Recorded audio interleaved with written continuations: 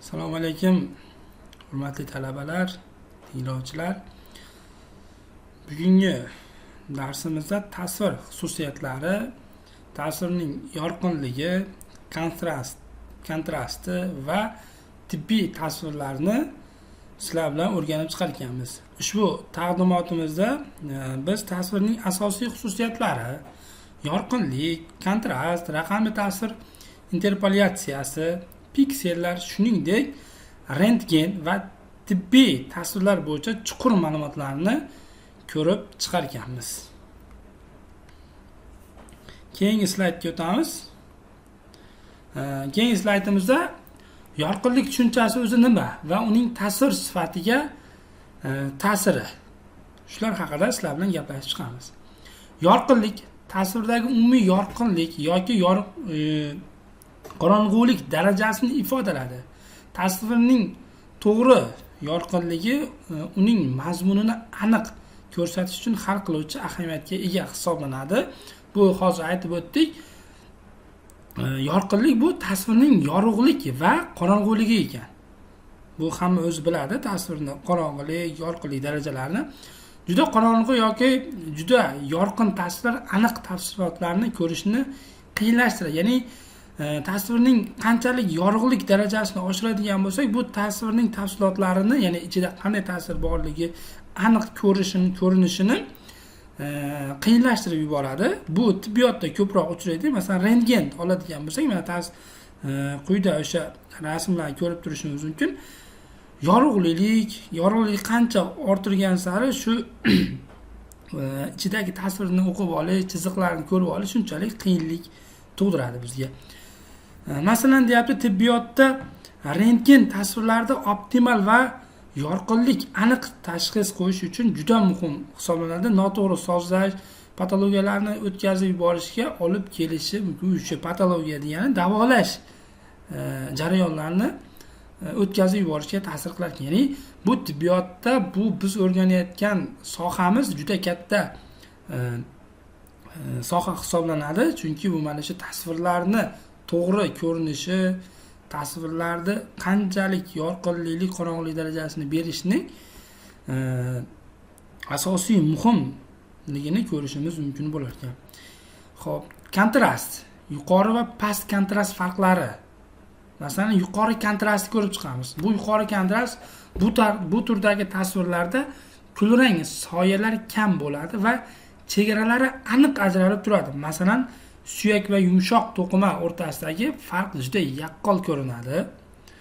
Xo'p, keyingi past kontrastda bo'ladigan bo'lsa, bu tasvirda ko'p kulrang soyalar mavjud bo'ladi. Chegaralar noaniq bo'lishi mumkin.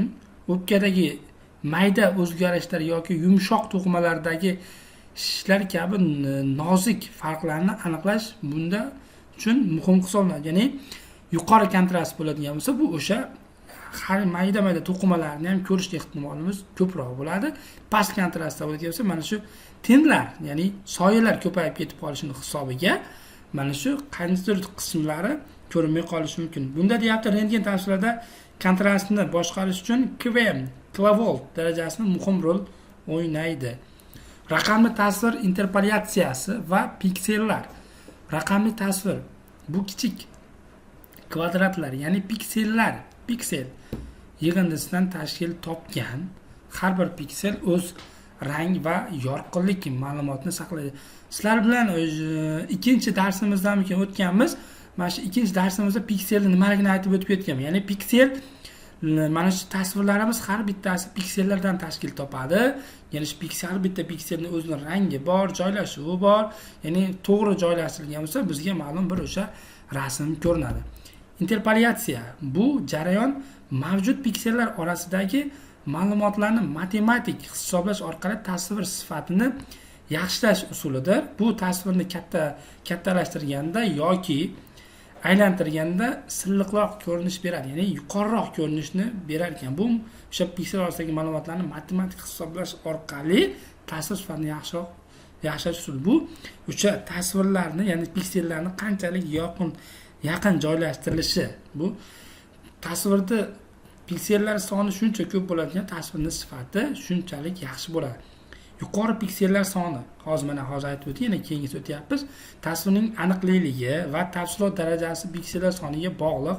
Qancha ko'p piksel bo'lsa, tasvir shuncha aniq va tiniq bo'ladi. Ya'ni o'qib olish, ko'rish shunchalik oson bo'ladi, aniq ko'rinadi. Rentgen tasvirlarining xususiyatlari. Bunda rentgen nurlari to'qimalar zichligiga qarab har xil darajada so'riladi. Bu esa tasvirda kontrast hosil qiladi. Birinchisi, ikkinchisi zichlik farqlari. Yuqori zichlikdagi suyaklar ko'proq nurni so'radi va tasvirda oq yoki yorqinroq ko'rinadi. Yumshoq to'qimalar esa kamroq so'rib, kulrang tusda aks etadi. Uchinchisi bo'lsa, tasvirni takomillashtirishda va ta'sir sifatini oshirish uchun anti-skater gridlar, tarqoq nurlanishni kamaytiruvchi panjaralar va to'g'ri klavol darajasi tanlanadi. Keyingisi ko'radigan bo'lsa, tibbiy tasvirlarda kontrastni oshirish usullari. Tibbiy tasvirlarda ma'lum to'qimalarni yoki organlarni aniqroq ko'rsatish uchun kontrast moddalari ishlatiladi. Kontrast moddalari yod yoki barium kabi moddalar yordamida to'qimalar orasidagi farq sun'iy ravishda oshiriladi. Pozitiv kontrast moddalari yuqori rentgen zichligiga ega bo'lib, ular nurni ko'p yutadi va tasvirda yorqinroq ko'rinadi. Masalan, barium oshqozon ichak tizimini tekshirishda ishlatilar ekan. Negativ kontrast moddalari bu past rentgen zichligiga ega, masalan, havo, ular nurni kam yutadi va tasvirda qorong'iroq ko'rinadi. Ba'zi hollarda ikki turdagi kontrast modda birgalikda ishlatilar ekan. Ya'ni mana shu tibbiy tasvirda kontrastni oshirish ko'rsatib o'tdi. Yorqinlik va kontrastni boshqarish omillari. Bu klavol darajasi. Yuqori KV darajasini tasvirning kontrastini pasaytiradi, lekin deyapti, nurlarning to'qimalarga chuqurroq kirib borishini ta'minlaydi. Past KV esa yuqori kontrastga olib kelar ekan. Bu mana shu klavol darajasi.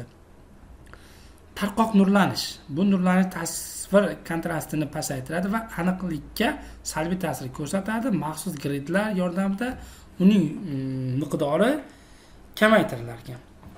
Raqamli post va protsessing.